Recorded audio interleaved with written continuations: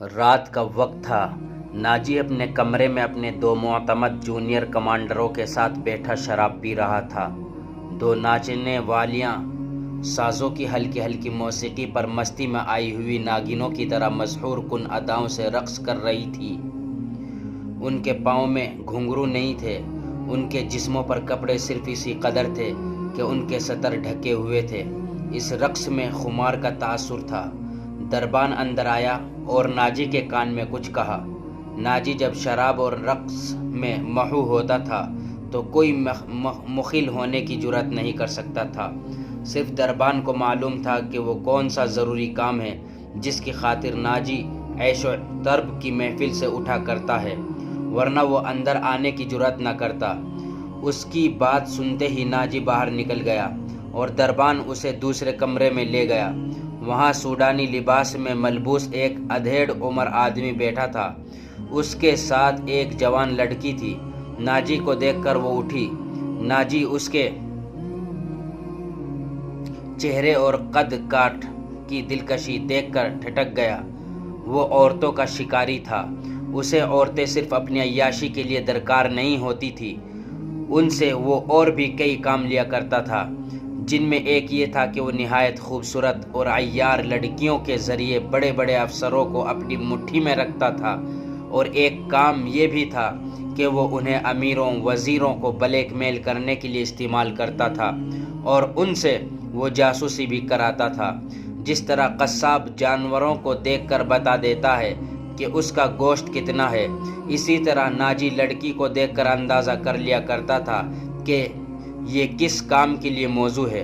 لڑکیوں کے بیوپاری اور بردہ فروش اکثر ناجی کے پاس مال لاتے رہتے تھے۔ یہ آدمی بھی ایسے ہی بیوپاریوں میں سے لگتا تھا۔ لڑکی کے متعلق اس نے بتایا کہ تجربہ کار ہے، ناچ بھی سکتی ہے، اور پتھر کو زبان کے میٹھے زہر سے پانی میں تبدیل کر سکتی ہے۔ ناجی نے اس کا تفصیلی انٹرویو لیا۔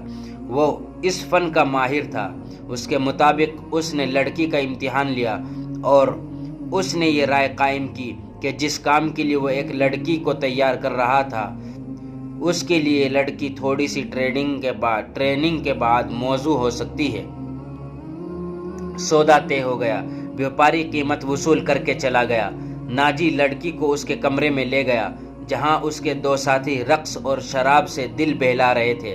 اس لڑکی کو ناچنے کے لیے کہا۔ لڑکی نے جب چوغا اتار کر جسم کو دو ہی بل دیے تو ناجی اور اس کے ساتھی تڑپ اٹھے۔ پہلی دونوں ناچنے والیوں کے رنگ پیلے پڑ گئے۔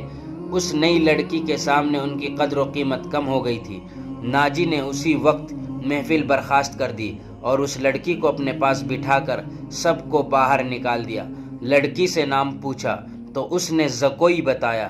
ناجی نے کہا، زکوئی، تمہیں یہاں لانے والے نے بتایا تھا کہ تم پتھر کو پانی میں تبدیل کر سکتی ہو۔ میں تمہارا یہ کمال دیکھنا چاہتا ہوں۔ وہ پتھر کون ہے؟ زکوئی نے پوچھا۔ نیا امیر مصر، ناجی نے جواب دیا۔ وہ سالار اعظم بھی ہے، صلاح الدین ایوبی؟ زکوئی نے پوچھا۔ ہاں، صلاح الدین ایوبی، ناجی نے کہا۔ اگر تم اسے پانی میں تبدیل کر دو تو اس کے وزن جتنا سونا تمہارے قدموں میں رکھ دوں گا۔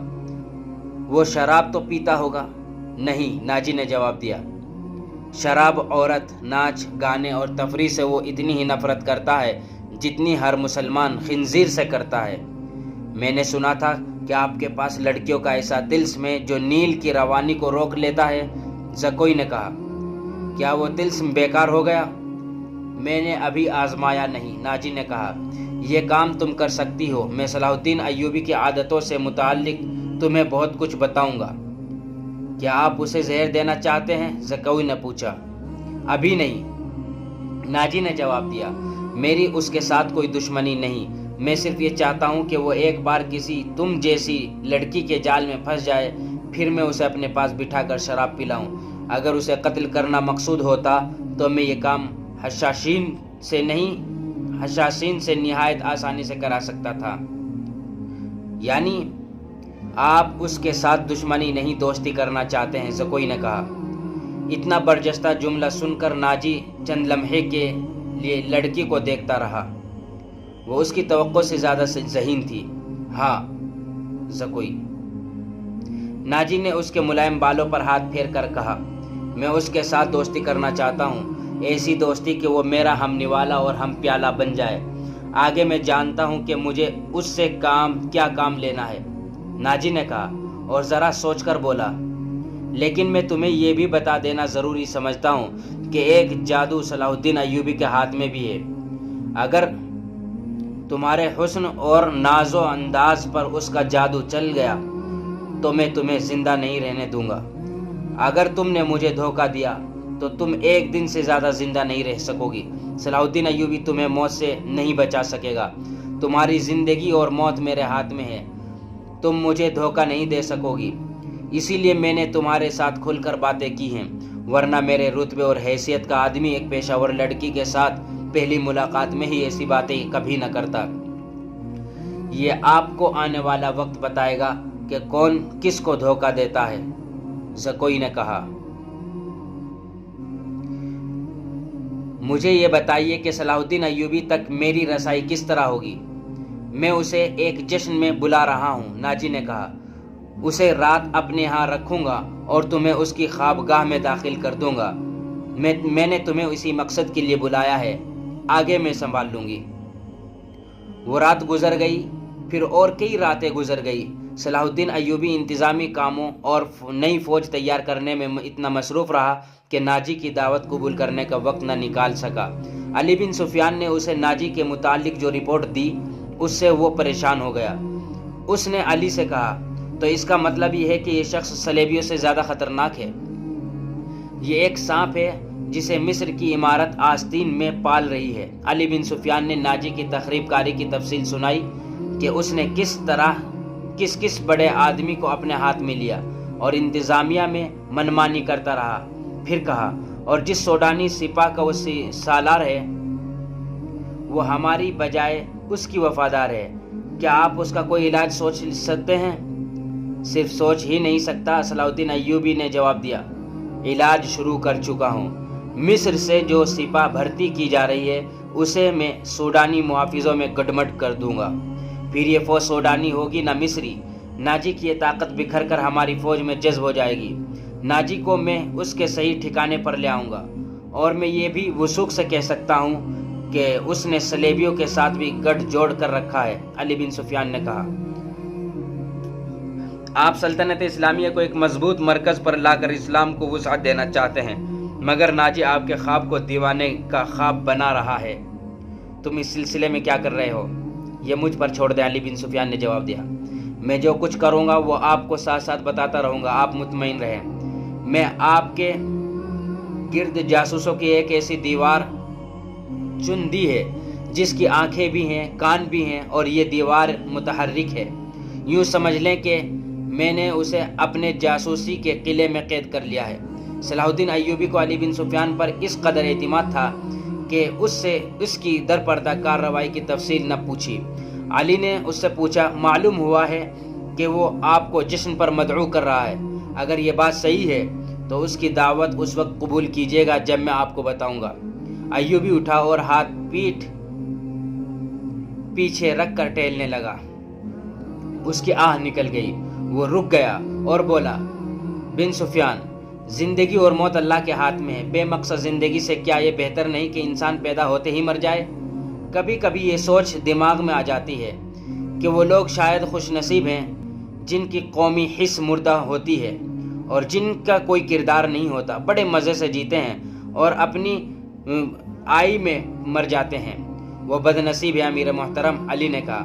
ہاں بن سفیان، صلاح الدین ایوبی نے کہا، میں جب انہیں خوش نصیب کہتا ہوں تو یہی بات معلوم نہیں کون میرے کان میں کہہ دیتا ہے جو تم نے کہی ہے، مگر سوچتا ہوں کہ ہم نے تاریخ کا دھارا اس موڑ پر نہ بدلا تو ملت اسلامیہ بکھر کر وادیوں اور جنگلوں اور صحراؤں میں کھو جائے گی۔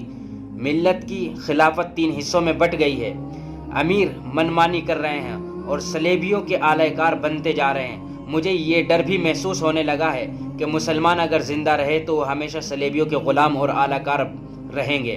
وہ اسی پہ خوش رہیں گے کہ زندہ ہیں، مگر قوم کی حیثیت سے وہ مردہ ہوں گے۔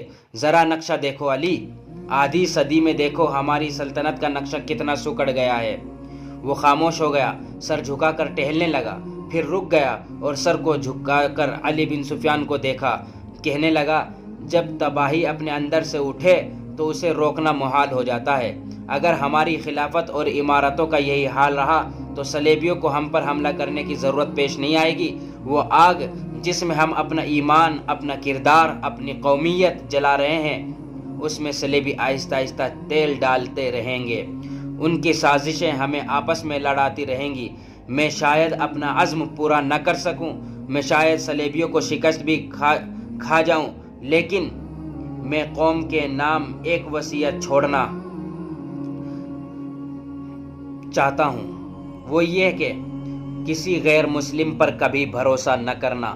ان کے خلاف لڑنا ہے تو لڑ کر مر جانا. کسی غیر مسلم کے ساتھ کبھی سمجھوتا اور کوئی معاہدہ نہ کرنا. آپ کا لہجہ بتا رہا ہے جیسے آپ اپنے عزم سے مایوس ہو گئے ہیں. علی بن سفیان نے کہا.